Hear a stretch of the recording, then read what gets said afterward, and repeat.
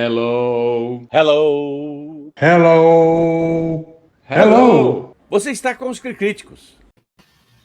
E os Críticos estão de volta com mais uma entrevista sobre aquilo que a gente mais gosta, que é falar sobre cinema, falar sobre sétima arte. A gente vai conversar com um jovem talento, né, diretor, mas ele também é roteirista, fez produção executiva, o cara multifacetado, acho que hoje o cinema exige isso. E ele está chegando com um longa-metragem de ficção, No Outro Encontro Você, estreia agora quinta-feira, dia 29, se não me falha a memória, ele pode confirmar essa informação. Vamos dar as boas-vindas ao André Buchatski, diretor de No Outro Encontro Você. Seja bem-vindo, André, tudo bem com você? Tudo bem comigo, Rogério, e obrigado pelo convite para participar. Imagina. É isso mesmo, né? No outro Encontro Você estreia agora, quinta-feira, dia 29.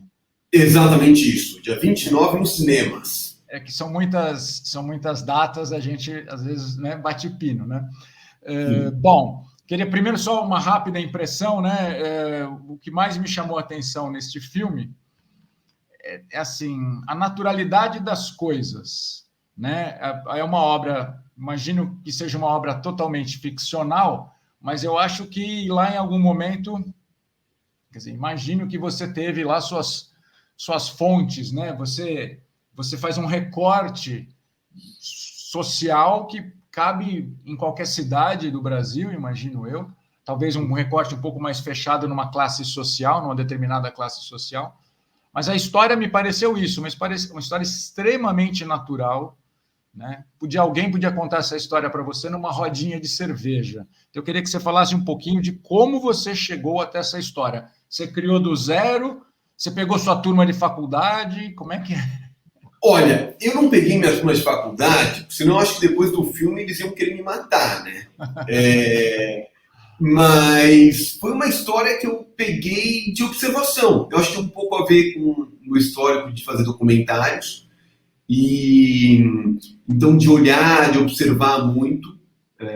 Eu gosto de escrever bastante também, crônicas, né? Que tem a ver com esse dia a dia, com as coisas que estão acontecendo. E você falou uma coisa que é muito verdade, tem um pouco daquele papo de bar, que você está conversando com um amigo. Só que eu acho que a gente vai um pouco além do papo de bar, porque no bar a gente fica muito no... Tá tudo bem, tá tudo legal, então eu fiz tal coisa, e fica ali, né, na felicidade. E no filme, eles começam na felicidade. Mas com o tempo, as coisas não são tão felizes. Então a gente vai descobrindo que eles estão com alguns problemas, né, que a gente vai revelando ao longo da película. É meio por aí. Então foi observação, foi ver o que estava acontecendo ao meu redor. São várias histórias. Tinha muita história para a gente contar, né? Tinha que fazer, na verdade, dar uma peneirada ali para ver o que funcionava. Durante as reuniões de roteiro, a gente foi cortando coisa, senão ia ficar cheio de ponta solta. Mas eu acho que são histórias universais.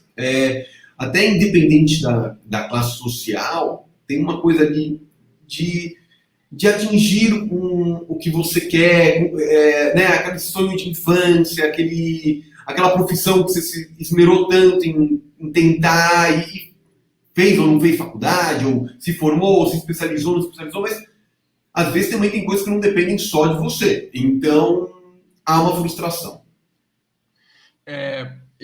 Bom, você usou a palavra crônica, eu até tinha pensado exatamente nisso, né? Como se fosse um texto, se fosse um texto de jornal, um livro, seria bem uma crônica, né? Por isso que eu falei de um recorte social.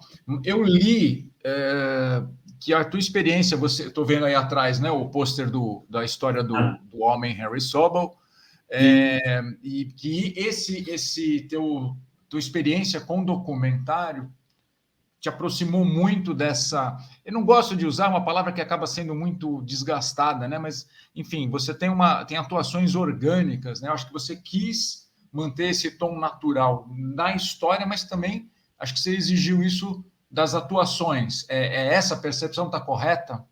Corretíssima, corretíssima. Eu acho que eu quis passar um tom natural, uma coisa até meio minimalista ali, de vamos contar essa história, uma história verdadeira, sabe? Sem pesar a mão na fotografia ou na direção de arte.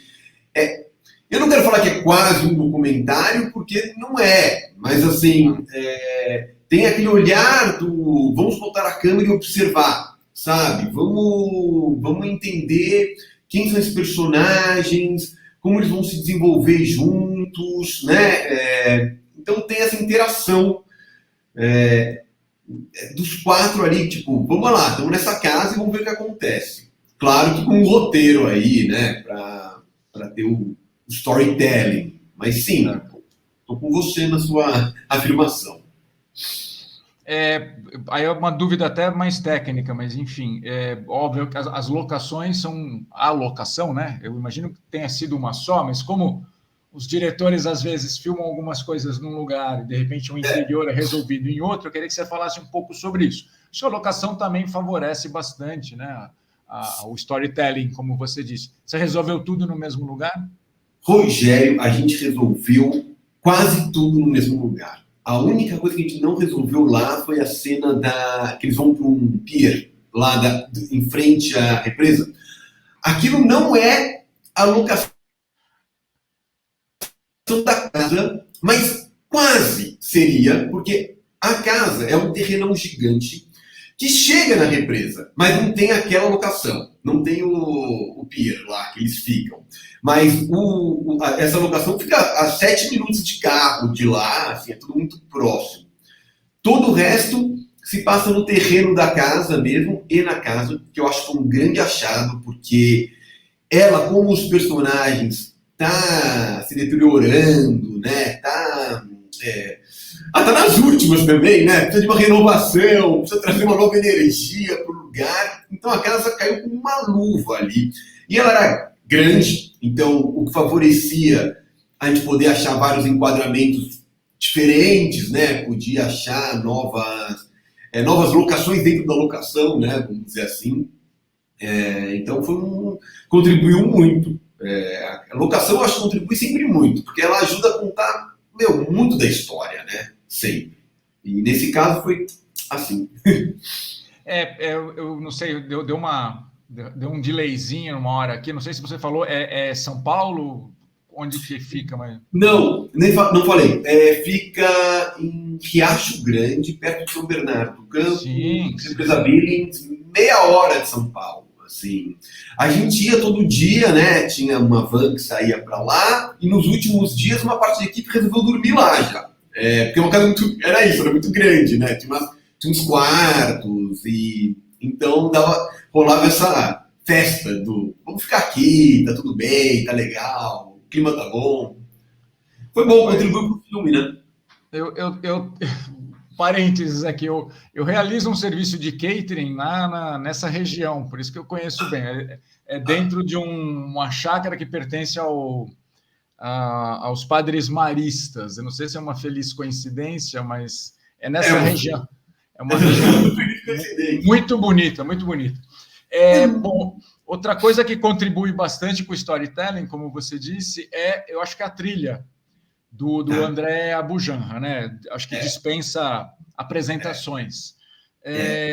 Como é que você trabalhou essa trilha? Você chegou e encomendou, falou assim, olha, vou fazer um filme assim, assado, me surpreenda, ou você exibiu o filme, um corte bruto do filme? Como é que você trabalhou essa trilha? Porque ela segue os humores, né?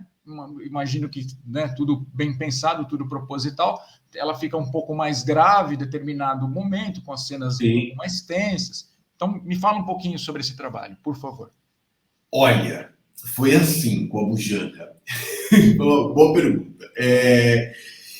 Eu liguei para ele, falei, Abujanra, Abu, estou fazendo aqui meu primeiro longa ficção, e a gente já se conhece há um tempo, eu queria muito que você fizesse essa trilha para mim, ver o que você acha do filme, se você, né, se identifica com a história, né, enfim, se bate, né, tem que bater. E ele falou, manda aí para mim, me manda aqui o filme. Já tinha uma montagem, né, não era final, mas já tinha uma evolução da montagem. E aí ele viu, começou a ver, e eu achei que vai demorar uns dias, ele vai demorar para ver, mas ele começou a ver na hora. Eu mandei o link assim, que eu tava no meio de uma, assim, continuando a reunião que eu tava fazendo, e ele mandando assim, já tô vendo, tô gostando muito, sabe? Assim, tá tudo rolando, enfim. Então, foi meio assim, ele viu, eu contei, falei minha intenção, ele voltou com as ideias dele, e a gente juntos foi construindo a trilha. Fazer a trilha não sei se é assim para todo mundo, mas para mim é quase fazer um roteiro. Você vai junto ali com ele, pelo menos, foi assim, né? Assim, mas também com outros trilheiros que eu trabalhei, você vai junto, falando, mas eu acho que aqui tá muito forte, quem sabe a gente bota alguma coisa um pouco mais suave. E aí vem a resposta do outro lado, fala, não, mas eu acho que tem que ser um pouco mais forte, então qual é o meu termo? E assim vai indo. Então foi uma construção muito gostosa e realmente ele fez a apresentação, já fez milhões de trilhas sonoras, né? Então ele contribuiu muito e ficou lindo, eu acho, pelo menos ficou ótimo. Ficou lindo, ficou legal, ajuda a contar a história. Eu estava lembrando, né, essa pergunta porque agora está dando um eco. Não sei se você... Não sei se você... não, peraí. Não, diminuiu. Desculpa. Não, que é isso? Eu lembrava, por exemplo, né, o Steven Spielberg com o Tubarão, diz que o John Williams foi lá, pegou o pianinho lá, tum, tum, tum, tum, e o Spielberg falou assim, poxa, é isso? Toca aí de novo. E ele se convenceu. Quentin Tarantino com Os Oito Odiados, diz que o Ennio Morricone mandou a trilha para ele, aí ele teve que fazer toda a abertura do filme focado. Por isso que é sempre uma incógnita, né? Não existe uma fórmula, não é uma fórmula de bolo, um filme, imagino eu. Você dirige, eu não sei se a base do roteiro é sua ou foi escrito a 6 mãos, né? Tem a Carol, a própria Carol, né? Que é a atriz, que está no elenco, Tio Kian e o Marcos Aurélio Pimenta estão também no roteiro. Você ainda é produtor executivo. Isso é uma coisa que eu sempre pergunto. Houve um tempo em que o cinema era muito controle, né? Uhum. Você tinha na função do diretor, do coronel, né? Que faça isso, faça aquilo. O cinema mais antigo, anos 50, talvez. E hoje eu associo esse acúmulo de funções a 2 coisas, né? Uma questão da liberdade no processo de criação. Às vezes, o roteiro, o diretor participa do roteiro porque existem soluções já previamente concebidas, né? E produção executiva porque, afinal de contas, né, alguém tem que pagar a conta, então, né, e executar mesmo, a mão na massa. Com você é isso? Quer dizer, esse acúmulo tem a ver com uma maior liberdade, né? Ou é uma faceta, né, do cinema nacional que é sempre um negócio muito suado, né? Para a maioria das pessoas, o cinema nacional, fazer cinema nacional, é um processo que transpira muito. Como é que é para você? Transpira muito. Rogério, cara, tem que ter muita força de vontade. Eu acho que tem que ser um empreendedor, viu? Um empreendedor cultural para fazer cinema é muito complexo. Assim, o argumento do filme eu tinha escrito, porque eu achava que tinha que ser um filme realmente numa locação, com esses personagens. E aí eu fui na Flip e encontrei a Carol Tchukian. A gente se conhecia há muito tempo, mas fazia tempo que a gente não se falava. E eu falei, a gente se encontrou, sabe? Amigos se revendo.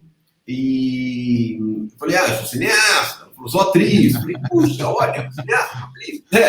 Então, que interessante. E aí falou, vamos fazer alguma coisa junto. Eu falei, eu tenho um argumento. A gente pode desenvolver para virar um roteiro. Do outro lado, no paralelo, vamos dizer assim, tinha o Marcus. O Marcus e eu, a gente desenvolveu vários projetos juntos, escrevemos uns livros infantis juntos, sabe? Ele é um roteirista super experiente.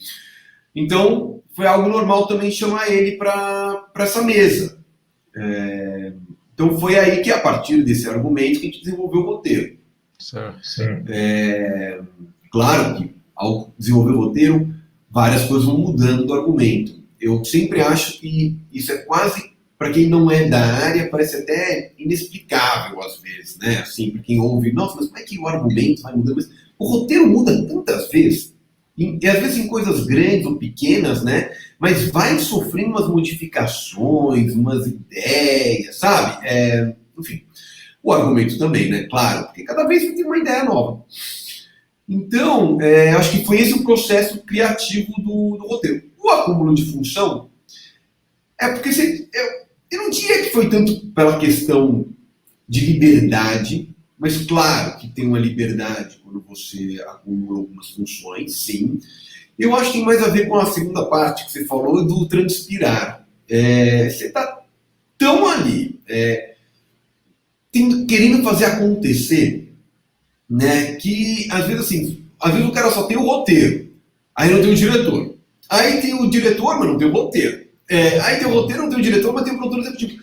Então, no fim, você tá ali correndo nas três, poxa, eu escrevo, já dirijo, já ajudo a produzir.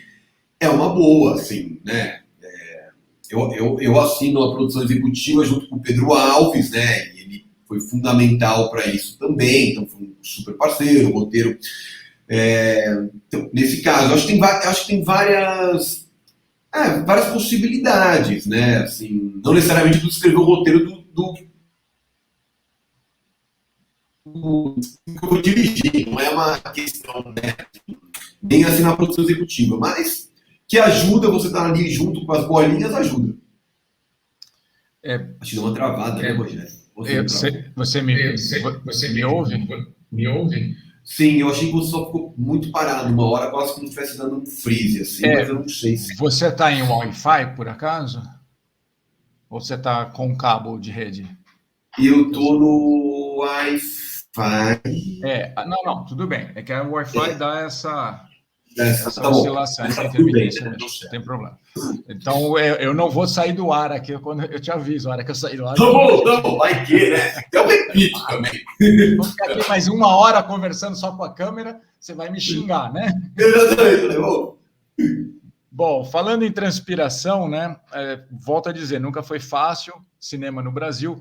Esse tipo de contação de história sua, que é um drama, uma coisa mais intimista, é um filme para botar a cabeça para pensar, né? Não é um filme de super-herói, né? Que você assiste ao filme, toma uma Coca-Cola, come a pipoca e beleza, e segue a vida. Não, você sai, a ideia, imagino eu, seja sair de lá matutando alguma coisa. Então, para esse filme, o caminho é mais complicado ainda. Já não bastasse isso, nós tivemos umas alterações sérias, né, na política de fomento, né, ao audiovisual, né, à indústria do cinema nacional. E eu não sei se isso te afetou de alguma maneira. Eu sei que afetou muita gente, né? Como é que você viabilizou esse teu projeto? Porque eu tenho visto muito isso, sabe, André? As pessoas, frente a essa realidade, as pessoas simplesmente deram um jeito, né? De repente o filme não ficou, sabe, extremamente super bem acabado, ou era para ser feito em 1 mês, foi feito em 12 dias, alguma coisa do gênero. As pessoas, né? Na pandemia, todo mundo acho que também aprendeu que a adaptação já não é mais um luxo, né? Uma necessidade. Como é que foi para você a viabilidade do projeto? Foi complexo, viu? Assim, a gente teve a sorte de ter o Promac com a gente, mas uma verba muito pequena do Promac, que está lá, assim, mas muito pequena mesmo. Então, teve que contar com um investimento próprio e teve que contar com uma equipe e elenco que topassem contar essa história. Essa foi a nossa equação, assim, para fazer dar certo. A gente fez tudo com tudo que tinha que ter de qualidade. Então, a gente filmou com a Alexa, que é a melhor câmera que tem, mas porque a gente conseguiu uma parceria, então a gente não pagou isso, sabe, cheio. A gente teve um apoio de luz, que é fundamental, aí foi um apoio mesmo, então a gente teve apoio, tivemos todas as luzes que a gente precisava. Então, assim, eu acho, para fazer acontecer, por isso que eu até falei do empreendedorismo, do cultural, né?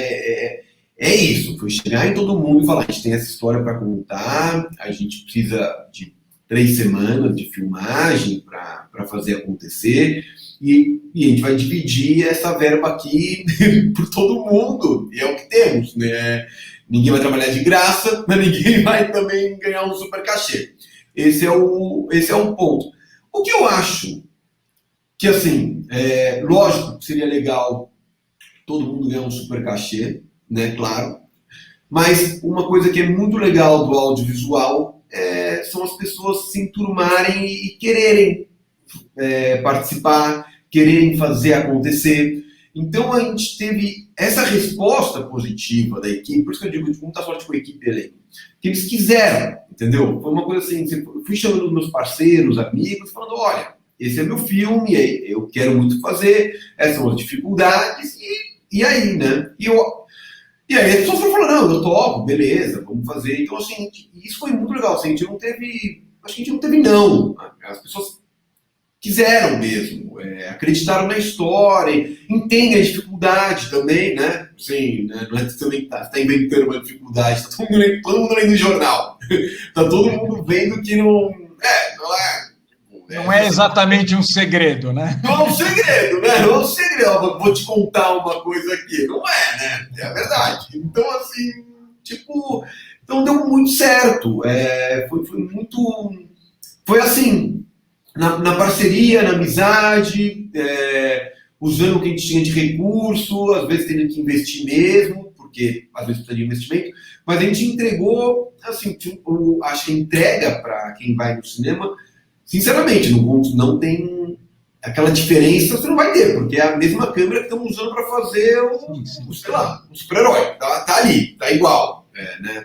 Então, mas é garra. Uma coisa, algumas, né, umas frasezinhas que eu fui pescando no filme, né, então, em um determinado momento eles falam assim, poxa, o Brasil em crise, gente postando foto em Trancoso, coisa e tal, né, um recorte atual, e eu não lembro quem fala a frase, por causa de gente como você, que o Brasil está como está. Então, é uma crítica, eu estou lendo isso aqui porque eu não ia conseguir memorizar. Então, eu achei uma crítica leve, até sutil para o nosso momento, né, para a nossa realidade, mas assim como, né, eu tenho presenciado muito cineasta, muito realizador se virando nos 30, como dizem, para colocar, para exibir a obra dele, está cada vez mais comum essa crítica atual, né, do Brasil, do momento do Brasil, às vezes do momento mundial. Eu vou te dar um exemplo. Tem um desenho animado que chama Tromba Trem. Em determinado momento, existe um personagem supostamente ficcional de um cara e de seus seguidores que consideravam a Terra plana e eles tinham acabado com o meio ambiente. Eu estou falando de um desenho animado para uma fatia de público, entendeu? Que não lê jornal e dificilmente assiste telejornal. Cinema sempre foi assim para você? Eu imagino que você caminhou para essa área também, porque antes de mais nada você é um fã de cinema, imagino, né? Sim. Então você sempre enxergou o cinema com esse tom crítico, o cinema brasileiro principalmente, ou você entende que hoje a gente está mais crítico e essa crítica é mais necessária até? Rogério, essa pergunta foi tensa. Foi. Por isso que eu deixei para o final. Agora você pode me ajudar. Então, olha, eu acho o seguinte: os filmes, no geral, né, a maioria, pelo menos, devem passar uma mensagem. Tá? Às vezes pode ser uma mensagem de alegria, né, ou uma mensagem mais tranquila. Claro que às vezes tem umas comédias que você fala, puxa, não sei. Mas ali, às vezes, talvez tenha uma mensagem. Eu gosto da... tá ali. Mas eu gosto de um cinema que te faz refletir. Eu gosto de cinema que te faz refletir. Eu acho que é legal. Os meus documentários, eles fazem refletir. O do Sobel, que está aqui atrás, fala de... o grande clímax do filme é um erro que ele cometeu, talvez porque tivesse, né, pelo que a gente apurou, estava sob efeito de medicamento, mas a carreira foi destruída, né, por causa de um erro, de um ato falho. Enfim. Então, eu acho que você tem que ter outro documentário que eu fiz sobre as novelas brasileiras, né? Fala sobre o impacto cultural das novelas. Então, a gente está apontando o dedo, sim, como uma forma de entretenimento, mas também uma forma de cultura, uma forma que ajudou a educar o Brasil. Enfim, tem ali um lado social importante. Nesse filme também tem um lado social. Tem muito dessa questão. Eles estão estagnados, né? Sim, os personagens estão estagnados, estão tirando em falso. E a gente está num Brasil também que está assim, né, polarizado, que não avança. Você, de novo, leu lá o jornal, né, que você falou, e a gente vai falar, caraca, meu, o que é isso? É uma roubalheira atrás da outra, é um problema, uns problemas absurdos. Você fala, cara, não é nem possível. Se você faz uma série disso aqui, é capaz de ninguém acreditar, porque não tem, né? Sabe quando te conta uma coisa? Não é muito verossímil, né? Não é verossímil isso aqui. O pessoal vai falar que isso aqui é uma comédia, não é possível. Então, eu acho que fica aí essa crítica de, olha, não são só esses personagens. Tem um país, tem um cara do seu lado, tem que olhar ao redor para o que está acontecendo, né? Porque tem que falar de cultura. É um país que está cada vez menos falando de cultura, né? Os fomentos culturais que você falou lá na última pergunta, acho que foi indo, né? Não tem, estão estagnados também, estão parados, não conseguem produzir, quem consegue produzir não consegue passar uma arte, quem não passa uma arte. Aí, assim, é uma cadeia, né? De querer. E gera.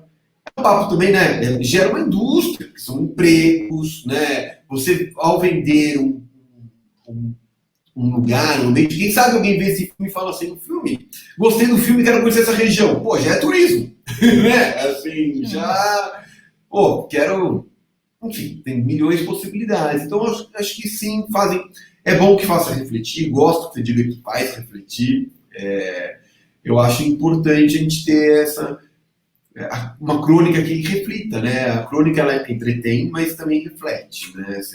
Geralmente ela aponta o dedo para alguma coisinha ali da página. Então, acho que é isso. Beleza. André, quer acrescentar algo que eu deixei de perguntar? Alguma coisa específica do filme? Porque eu tento sempre sair do lugar comum, né? Não vou ficar perguntando qual foi seu maior desafio, aquelas, né? Sim, perguntas padrão. Mas às vezes a gente esquece alguma coisa. Algo que você queira acrescentar à entrevista, meu amigo? Rogério, sei, acho que a gente falou de tanta coisa legal, a gente falou de cultura, a gente falou dos personagens, dessa locação. Olha... Já tem outro projeto em vista, por exemplo? Projeto em vista. Estamos aí. Eu tenho um projeto que eu estou desenvolvendo. Eu tenho 2 projetos que eu estou desenvolvendo, que eu ainda, infelizmente, não posso falar, mas claro. Assim, estamos desenvolvendo mais um documentário e uma outra ficção. Então tá assim, tá crescendo. E agora, em outubro, eu vou participar do Festival do Rio de Janeiro com outro filme, que chama Domingo à Noite. É um filme, é um drama também, e com a Marita Severo. É um filme super legal. E a gente vai estar lá no Festival do Rio, vai ser a primeira exibição. Se você estiver por lá, o Rogério está convidado. Não, pode deixar. Se tudo der certo, eu devo entrevistar a Marieta amanhã, mas pelo filme Dueto. Pelo Dueto. Pelo Dueto, Eu estou meio ansioso, porque a gente já tem experiência, mas quando pega medalhão, é medalhão, né, cara? Você Medalhão. Pode pisar fora do riscado, que senão você está uma invertida. Mas pode? sim, se tiver oportunidade, não independente de ir ou não ao Festival do Rio, eu espero poder encontrar de novo com você nesses próximos lançamentos. Sim. Desejo uma excelente carreira para no outro encontro você. Volto a dizer, entrando em cartaz agora, né, na quinta-feira, dia 29. Isso. E obrigado, só posso agradecer pelo seu tempo, pela sua dedicação. Espero que os negócios surjam aí com os próximos projetos. Muito obrigado, Rogério. Obrigado por me receber e obrigado pelo papo. Adorei. Tá bom, cara. Eu vou encerrar a transmissão, mas a gente volta para o estúdio e aí a gente fala tchau, tá bom? Combinado. Gente, obrigado mais uma vez. Esse foi o André Buchatsky, o filme No Outro Encontro Você. E o Cri Críticos encerra a transmissão aqui. Até a próxima.